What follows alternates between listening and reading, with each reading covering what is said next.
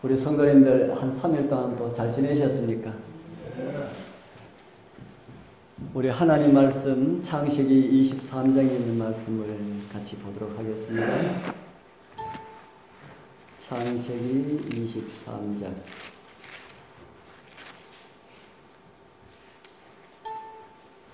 창세기 23장 1절에서 4절까지 우리 같이 읽겠습니다. 사라가 다 찾으셨습니까? 사라가 시작. 사라가 127세를 살았으니 이것이 곧 사라가 누린 횟수라. 사라가 가나안 땅 헤브론 곧 기랏 아라바에서 죽음에 아브라함이 들어가서 사라를 위하여 슬퍼하며 애통하다가 그 시신 앞에서 일어나 나가서 헷 족속에게 말하여 이르되 나는 당신들 중에 나그네요 거류하는 자이니 당신들 중에서 내가 매장할 소유지를 주어 내가 나의 죽은 자를 내 앞에서 내어다가 장사하게 하시오. 아멘.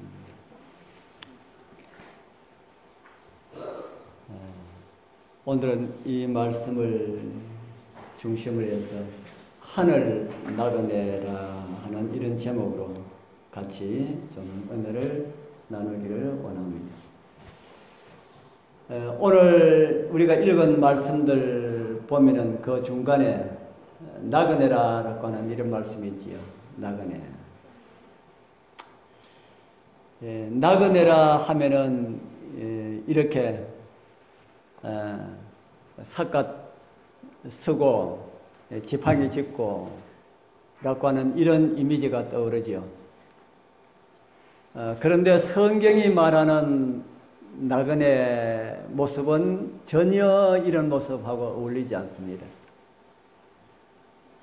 오늘 아브라함의 모습을 통하여 하늘 나그네들의 삶은 어떻게 살아야 하는지 우리 같이 좀 생각하면서 우리의 믿음을 점검해보는 그런 복된 은혜가 우리 모두와 함께하기를 축복합니다. 신약 성경 가운데 가장 중요한 성경절을 하나 꼽으라 하면은 아마 누구나 다 요한복음 3장 16절을 이야기할 겁니다. 구약 성경 가운데 가장 중요한 장을 꼽으라 하면은 여러 내용들 많이 있습니다. 여러 내용들 많이 있지만은 저는 구약 성경의 산봉우리가 이 창세기 22장, 지난번에 우리가 같이 여러 번 살펴본 창세기 22장이라고 하는 생각이 듭니다. 예수님의 그 겟세마네와 골고다를 생생하게 함께 경험할 수 있는 수많은 성경절들 가운데서 가장 완벽하게 드러낸 그런 장이기 때문이다라고 하는 이런 생각을 하는데 또 다른 분들은 어떻게 생각하는지 모르겠습니다. 이제 그런 창세기 22장의 사건이 있고 난 다음에 하나님께서 또 창세기 22장에 있는 이 말씀을 다시 한 번 더 보도록 하겠습니다.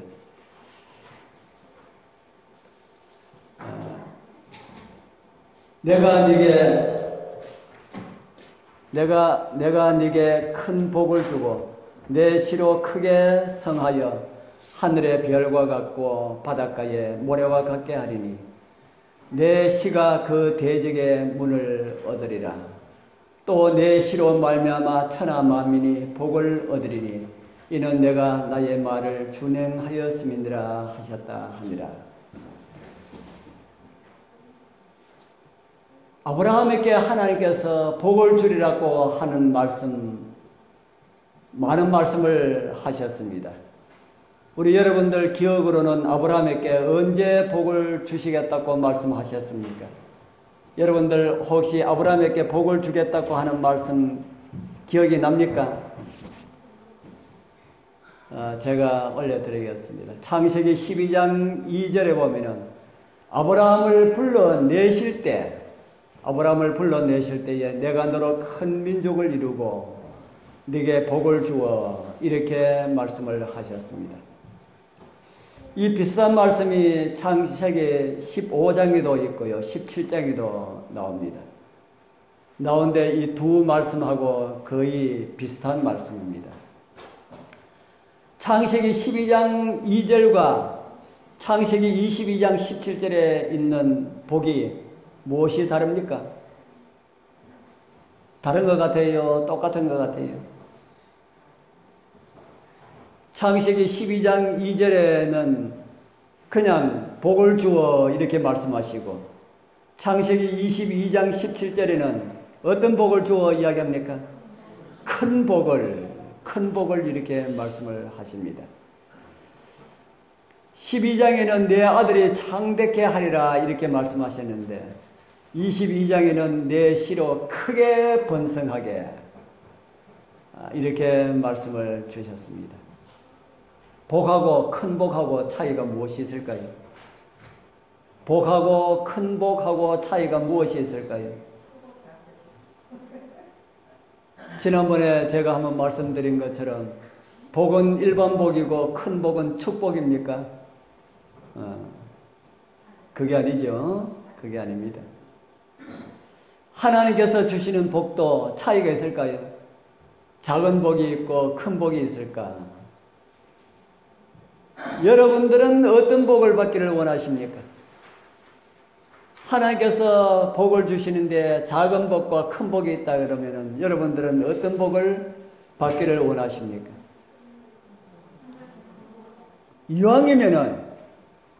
이왕이면은 우리나라 속담에도 그런 속담이 있잖아요.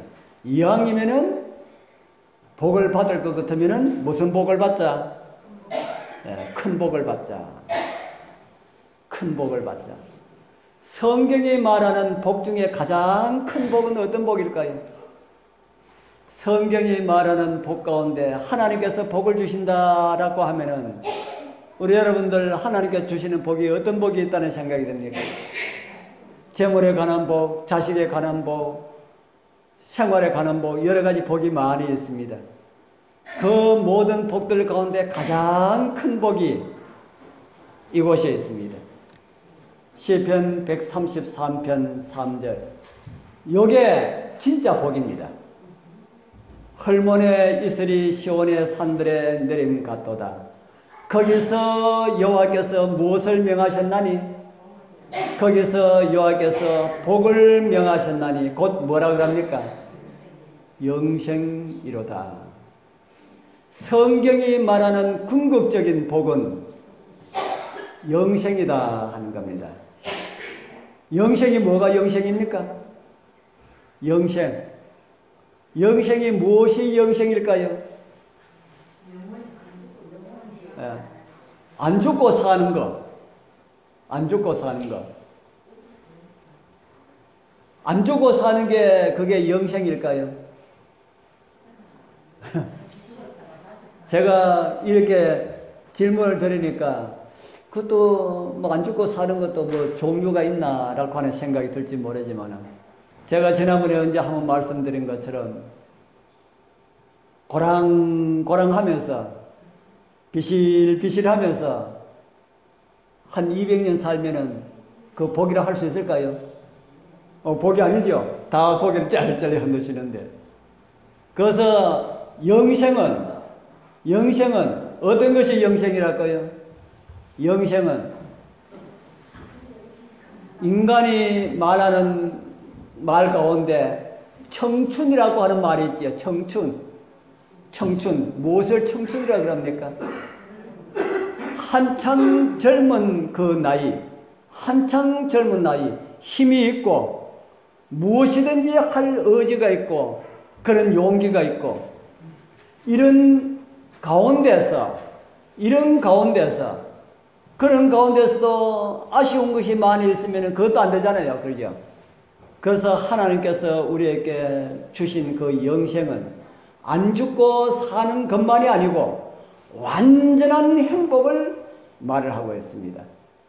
하나님께서 주신 영생은 무엇을 의미한다고요? 완전한 행복. 거기는 죽는 것도 없고 다치는 것도 없고 아픈 것도 없고 아쉬운 것도 이렇게 뭐 이렇게 부족함이 없는 이런 가운데 살아가는 그런 것을 영생이라고, 성경이 말하는 영생이라고 그렇게 저는 이해를 합니다. 우리 살아가는 성도님들, 하나님께서 아브라함에게 허락하신 큰 복, 영원한 행복에 대한 복, 오늘 우리 여러분들 다 받으시길 소원합니다. 이제 성경은 그 다음에 그러한 영생을 주신 하나님의 은혜를 누리다가 이제 한 가정의 이런 모습들을 우리에게 보여주고 있지요. 그 전에 그 영생을 누리는 방법에 대한 아브라함의 경험에 대한 말씀을 우리에게 하나 더 가르쳐 주시고 우리에게 말씀을 주십니다.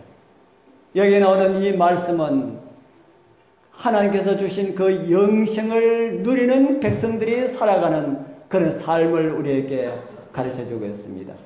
또 내 시로 말미암아 천하 만민이 복을 얻으리니 이는 내가 나의 말을 뭐 했다 합니까? 준행하였음이니라 하셨다 하니라. 성경은 내가 잘되고 영생 얻는 방법과 우리 자손이 잘되고 구원 얻는 방법과 우리와 함께하고 있는 우리 이웃들이 잘되고 복받는 방법에 대해서 한 가지를 말을 하고 있습니다. 그거 하나만 하면은 너도 잘되고 내 자손도 잘되고 너와 함께 있는 내 주변에 있는 모든 사람들도 다 잘될 것이다. 이만하면은 이런 복도 귀한 복입니까? 이런 복 귀한 복입니까? 우리는 아이고 뭐 주변의 사람들 말고 내만 잘 되시면 좋겠다. 그리스도인들은 그래서는 안 됩니다. 그리스도인들은 내 주변의 모든 사람들이 다 잘 되었으면 좋겠다. 하나님을 잘 믿고 하나님의 말씀에 순종하면은 너로 인하여서 천하 만민이 복을 받고 내 자손도 잘 되고 내 주변의 모든 사람들도 잘 될 것이다. 이렇게 말씀을 하고 있습니다. 얼마나 큰 복입니까? 그렇기 때문에 진짜 하나님의 백성들이 살고 있는 그 주변의 사람들이 잘 되는 것은 그곳에 하나님을 믿는 신실한 백성들이 있기 때문에 그들이 같이 복을 받는 것입니다. 정말 우리는 귀한 존재들이지요.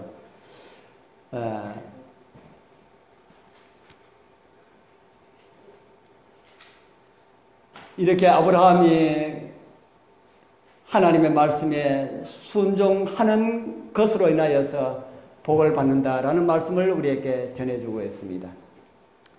그리고 그 다음 창세기 22장 20절부터는 아브라함이 떠나온 형님 집으로 화면을 옮깁니다. 2일 후에 혹이 아브라함에게 고하여 이르기를 밀가가 그대의 동생 나홀에게 자녀를 낳았다 하였더라. 이곳에 개역 성경에는 그대의 동생 나홀이라고 이렇게 번역을 하고 있습니다. 제가 지난번에 여기에 대해서 말씀을 한번 드렸지요. 아브라함에게 형제가 몇이 있었다 그랬습니까? 아브라함에게 형제가 몇이 있었습니까?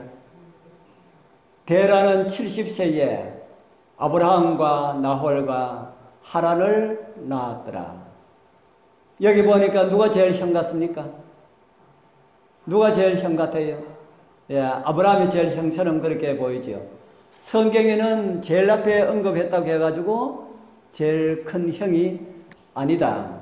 성경에는 영적 장자에 대해서 계속해서 말을 하고 있기 때문에 이 세 아들이 있지만은 나이와 상관없이 아브라함이 이 가정의 영적 장자다라는 것을 우리에게 보여주는 겁니다.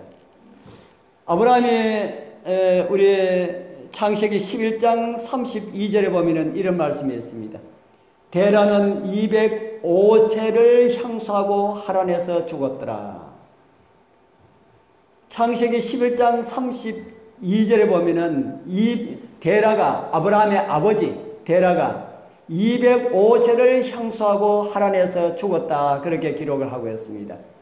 그리고 12장 4절에 보면은 12장 4절을 우리가 찾아서 읽어보면은 아브라함이 하란을 떠날 때는 나이가 75 75세였다. 그렇게 말을 하고 있습니다. 하란에서 데라가 죽을 때에 데라 나이가 몇 세였다까요? 205세. 하란에서 그 아브라함이 그곳에서 떠날 때에 아브라함의 나이가 몇 세였다까요? 75세. 그러면은 아브라함이 언제 그곳을 떠났을까? 대부분 신학자들이 데라가 죽고 난 다음 바로 떠났을 것이다. 그렇게 말을 합니다. 바로 떠났다면은 데라가 죽을 때의 나이가 205세라면은 그때의 아브라함의 나이가 75세라면은 데라 몇 세 때에 아브라함을 낳았을까요? 205 빼기 75 하면은 나오지요. 그러면은 몇 살에 나오나 하면은 130이 나옵니다. 그러니까 데라가 130세에 아브라함을 낳았다.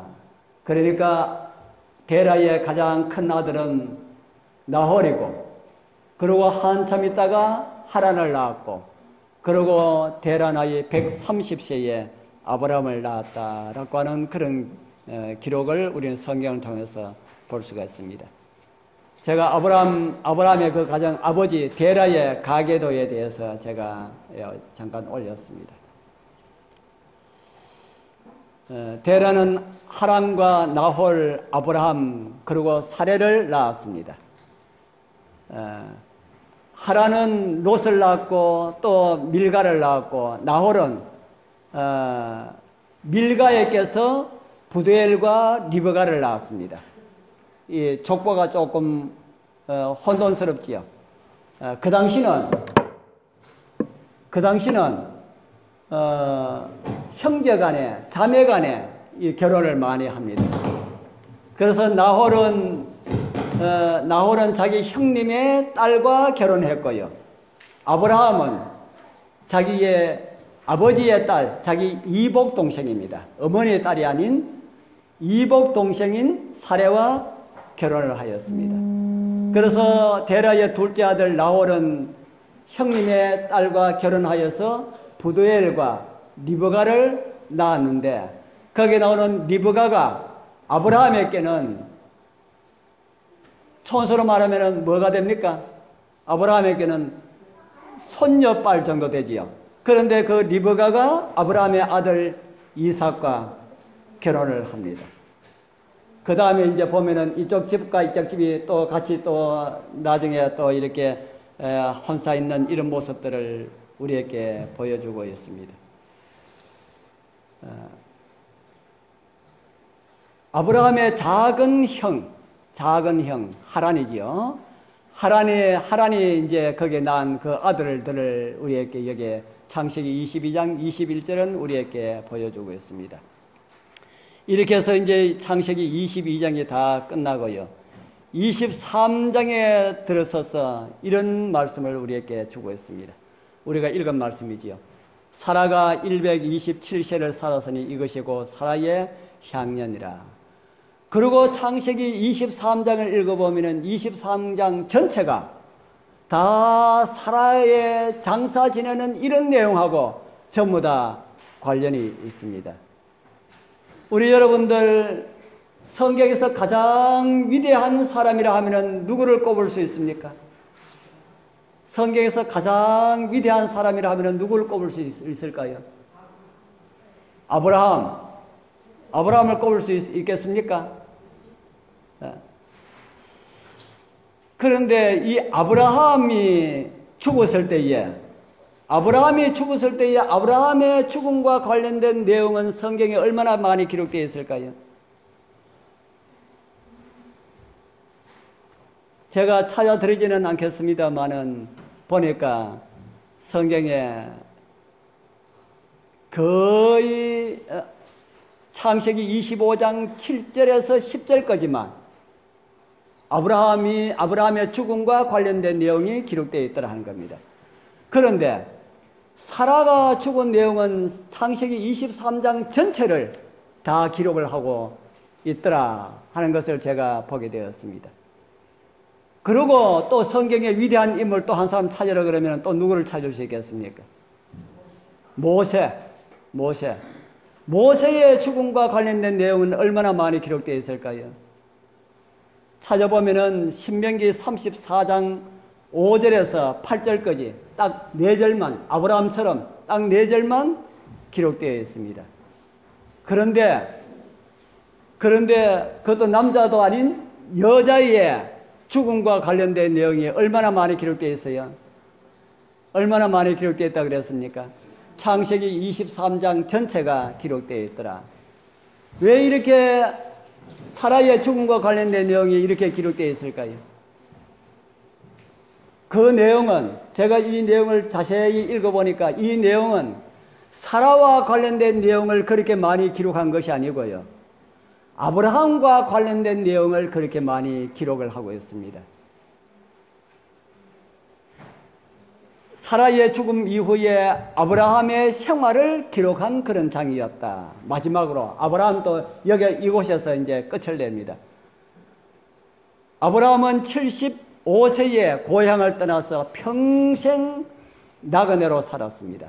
성경은 그런 모습을 우리에게 이렇게 보여주고 있습니다. 히브리서 11장 13절 이제 우리 같이 한번 읽어보겠습니다. 이 사람들은 시작. 이 사람들은 다 믿음을 따라 죽었으며 약속을 받지 못하였으되 그것들을 멀리서 보고 환영하며 또 땅에서는 외국인과 나그네로라 증거하였으며. 이 사람들이라고 기록한 말씀은 이 사람들은 누구를 가리키는 말씀일까요? 히브리서 11장 13절 전에 기록된 그 사람들, 히브리서 11장 13절 전에는 누구에 대한 기록이 있을까요? 성경을 좀 많이 읽어보신 분들은 거의 압니다.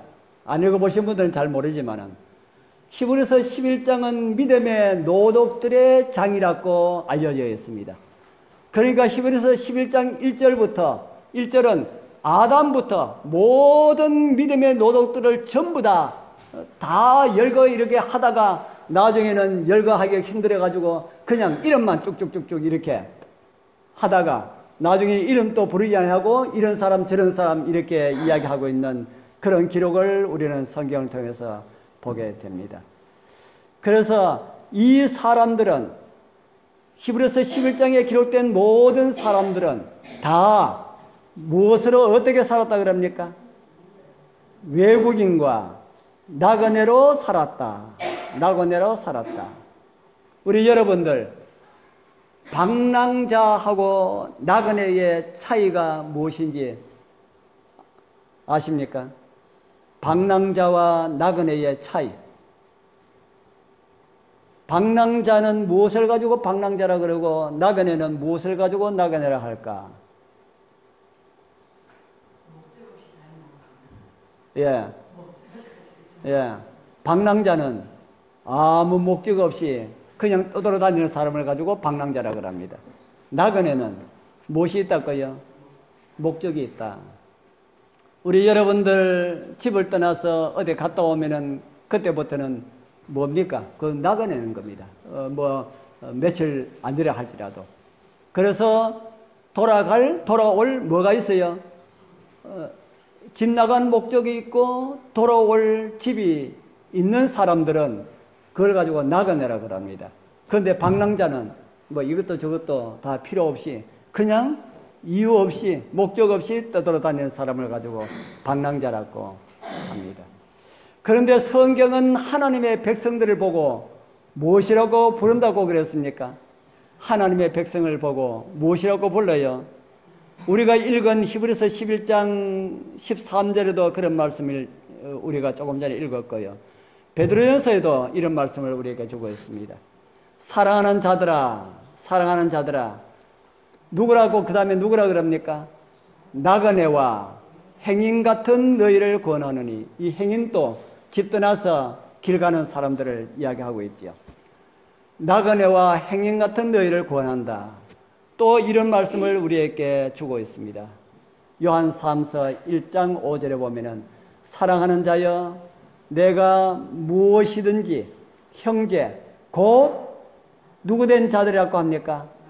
나그네 된 자들에게 행하는 것은 신실한 일이다. 형제 곧 나그네 된 자들.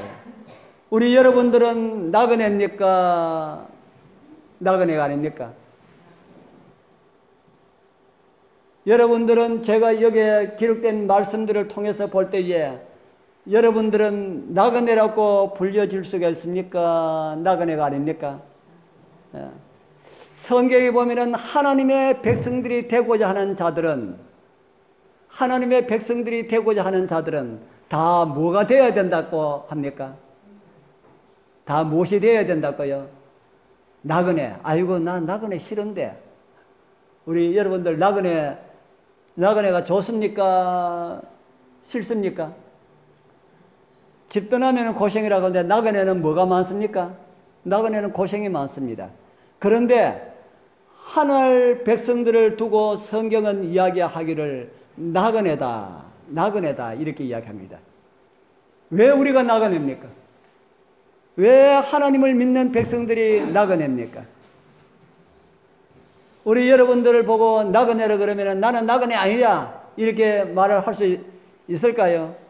나는 나그네 아니야 이렇게 말하는 것은 나는 하늘 백성이 아니야 라고 하는 말하고 똑같습니다. 그러면 우리는 하늘 가기 위해서 준비해서 하늘 집을 향하여 가는 무엇이라는 말입니까? 하늘 나그네들이다. 그렇게 성경은 우리에게 가르쳐주고 있습니다. 우리 조상들이 죄를 지음으로 말미암아 우리는 집을 떠났습니다. 그런데 사단은 집 떠난 우리들에게 너희가 살고 있는 곳이 너의 집이야 이렇게 속삭입니다. 하늘 그거 꿈속에서 하는 이야기야. 지금 네가 살고 있는 것이 너의 집이야. 나그네는 무슨 나그네? 나그네 아니야. 여기 살아.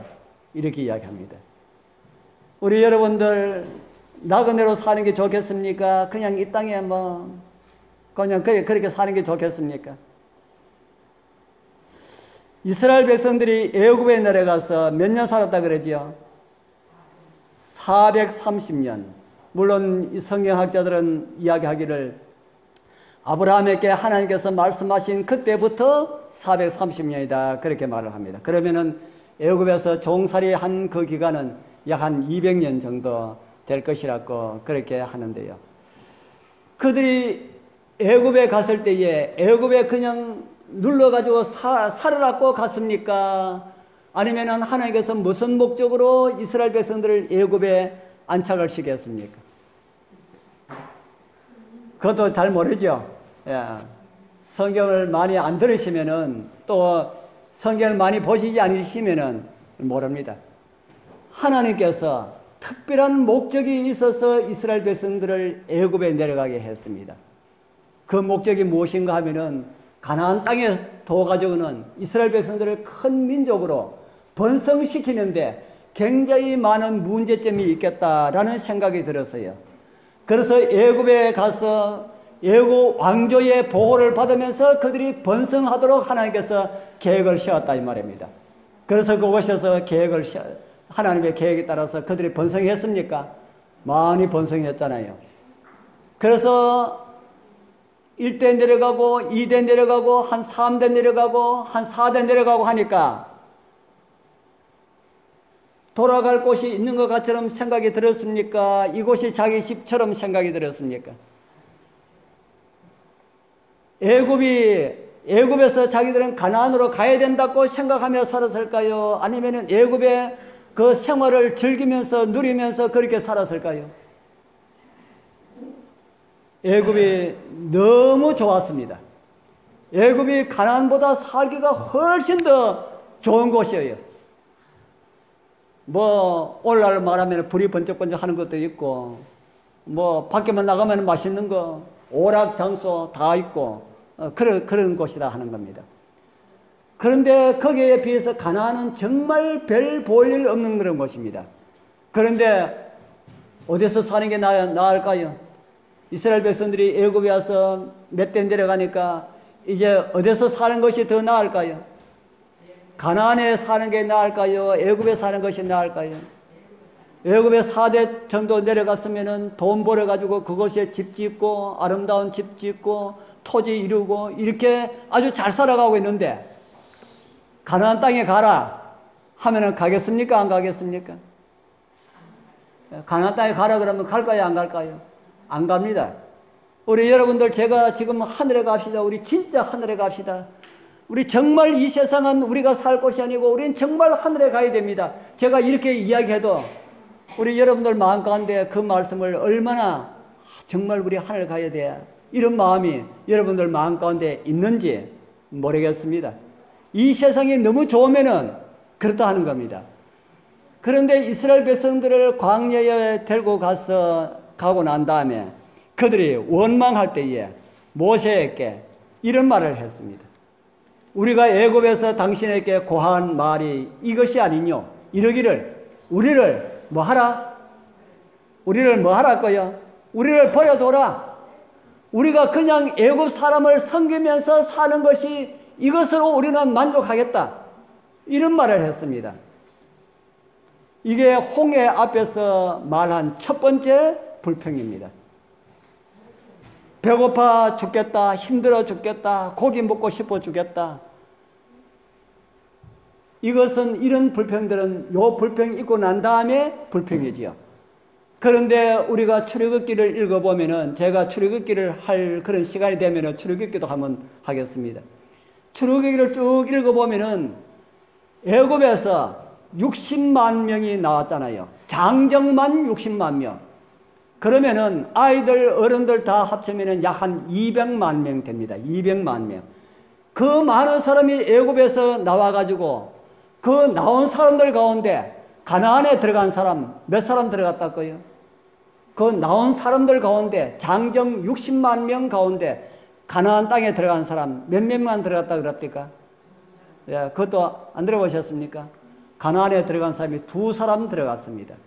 60만 명 가운데 가나안에 2명만 들어갔다 하는 겁니다.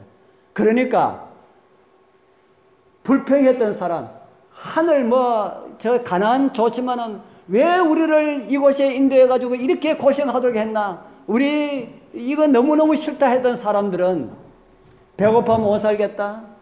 고기 먹고 싶어 죽겠다. 목이 말라 죽겠다 했던 사람들은 죽겠다 했던 사람들은 진짜 다 어떻게 됐달까요? 진짜 다 죽었습니다. 우리 성도님들, 여러분들 하늘 가는 나그네임을 잊지 마시기를 바랍니다. 이 땅에 재미 보려고 하지 마십시오.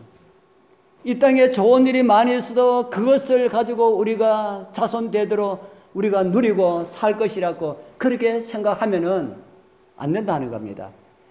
하나님께서 이스라엘 백성들이 평안 가운데서 가나안 땅에 가라 그래도 안 갈 것 같아 가지고 애굽 나라 왕조를 바꿔 버렸습니다. 아람 그 셈족 왕족에서 그 누구의 자손입니까? 그 함의 자손 왕조를 바꿔 버렸다는 겁니다.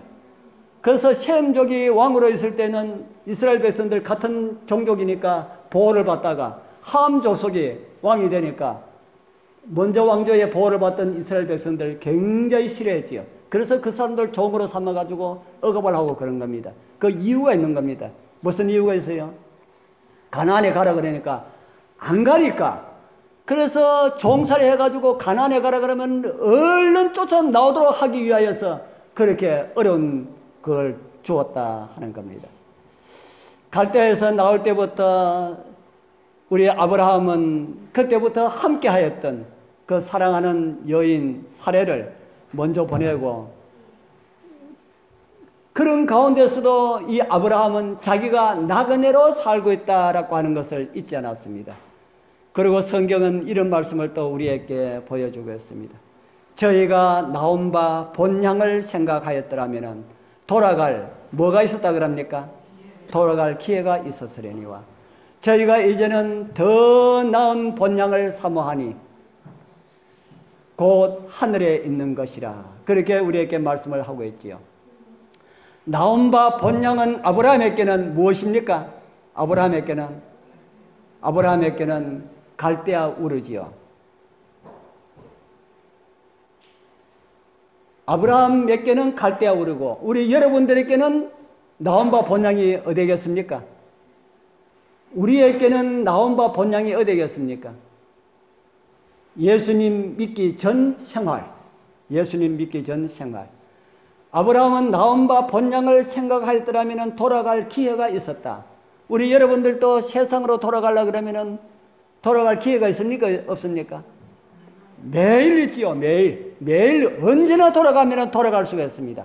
그런데 아브라함은 돌아갔다 안 돌아갔다? 아브라함은 안 돌아갔다. 그 이유가 무엇이라 그럽니까? 더 나은 본향을 바라보았다. 우리 성도님들, 우리 진짜로 이 세상에 정 많이 붙이지 마십시오. 이 세상에 정 많이 붙여버리면은 우리 하늘 본향 잊어버립니다. 하늘은 진짜 좋거든요.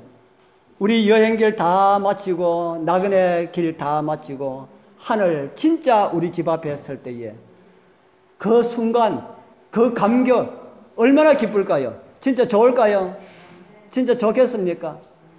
우리 나그네 생활 다 마치고 우리 그곳에 설 때에 최소한 우리 군의교회 최소한 오늘 이곳에 참석해서 앉아 계신 분은 한 분도 빠짐없이 다 참여하게 되길 축복합니다.